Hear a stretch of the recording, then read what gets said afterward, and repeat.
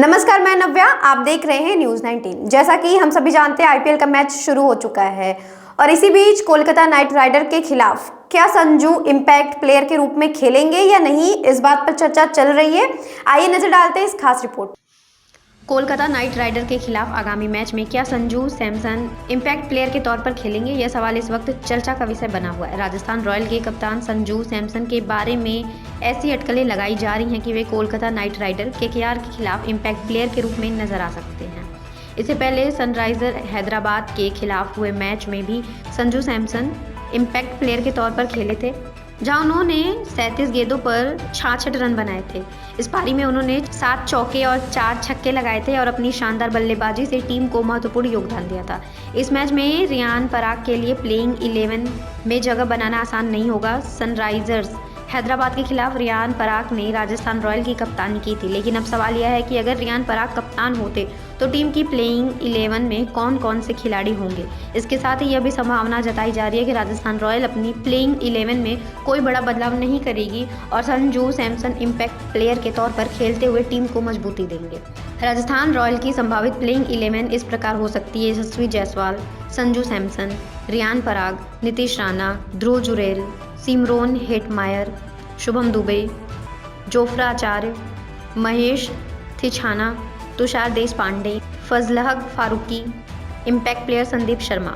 गौरव तलब है कि आज गुवाहाटी में कोलकाता नाइट राइडर और राजस्थान रॉयल की टीमें आमने सामने होंगी। यह मैच भारतीय समय के अनुसार शाम 7:30 बजे शुरू होगा। दोनों टीम सीजन में अपनी पहली जीत के लिए मैदान में उतरेगी। कोलकाता नाइट राइडर को रॉयल चैलेंजर्स बेंगलुरु से हार का सामना करना पड़ा था, जबकि राजस्थान रॉयल को सनराइजर्स हैदराबाद के खिलाफ शिरकत मिली थी। इस मैच में दोनों ही टीमों अपनी पहली जीत करने के लिए पूरी कोशिश करेंगी और यही कारण है कि यह मुकाबला बेहद रोमांचक होने की संभावना है। उत्तर प्रदेश के मुख्यमंत्री योगी आदित्यनाथ ने हाल ही में एक पॉडकास्ट में कांग्रेस सांसद राहुल गांधी को नमूना कहा था, जिसके बाद कांग्रेस की ओर से कड़ी प्रतिक्रिया आनी शुरू हो गई है। कांग्रेस सांसद के सुरेश ने योगी आदित्यनाथ के बयान पर पलटवार करते हुए उन्हें सलाह दी कि वे राहुल गांधी के बजाय उत्तर प्रदेश की कानून व्यवस्था पर ध्यान केंद्रित करें। उन्होंने यह भी कहा कि मुख्यमंत्री योगी आदित्यनाथ महाकुंभ में हुई भगदड़ में मारे गए लोगों के परिवारों को मुआवजा देने का वादा तो कर चुके हैं, लेकिन अब तक मुआवजा नहीं दिया गया है और वह इधर उधर की बातें कर रहे हैं। सुरेश ने मीडिया से बात करते हुए कहा, यह पहली बार नहीं जब योगी आदित्यनाथ ने कांग्रेस और राहुल गांधी पर हमला किया है और इस पर जवाब देने की कोई जरूरत नहीं है। मुख्यमंत्री को महाकुंभ में मारे गए लोगों के परिवार को दी जाने वाली 25 लाख रुपए की मुआवजा राशि पर ध्यान देना चाहिए, जो अब तक नहीं दिया गया। इसके अलावा उत्तर प्रदेश की कानूनी व्यवस्था की स्थिति भी खराब हो चुकी है, लेकिन इसके बावजूद वे कांग्रेस पार्टी और इंडिया गठबंधन पर आरोप लगाते फिर रहे हैं। योगी आदित्यनाथ ने क्या कहा? मुख्यमंत्री योगी आदित्यनाथ ने AANI के एक पॉडकास्ट में कांग्रेस और राहुल गांधी पर तीखा हमला किया था।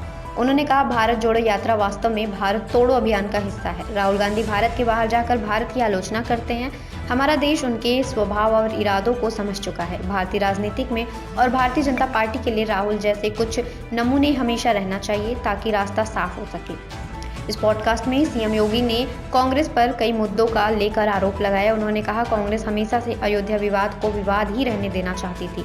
वह काशी की संकरी गली पर हमेशा राजनीति करते रहे हैं, जबकि महात्मा गांधी ने 1916 में ही काशी की संकरी गली पर कड़ी टिप्पणी की थी। तो कांग्रेस ने अपने शासन में इसका समाधान क्यों नहीं किया? उन्होंने महात्मा गांधी के सपने को क्यों पूरा नहीं किया?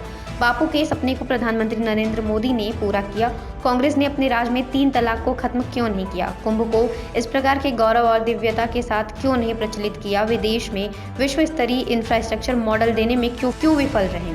योगी आदित्यनाथ ने इन सभी सवालों के माध्यम से कांग्रेस की सरकारों पर तीखा हमला किया और यह भी आरोप लगाया कि कांग्रेस ने हमेशा धार्मिक और सांस्कृतिक मुद्दों का समाधान नहीं किया। उनका यह बयान कांग्रेस के लिए एक सीधा राजनीतिक चुनौती था, क्योंकि उन्होंने कांग्रेस की नीतियों और उनके द्वारा किए गए कार्यों पर सवाल उठाए।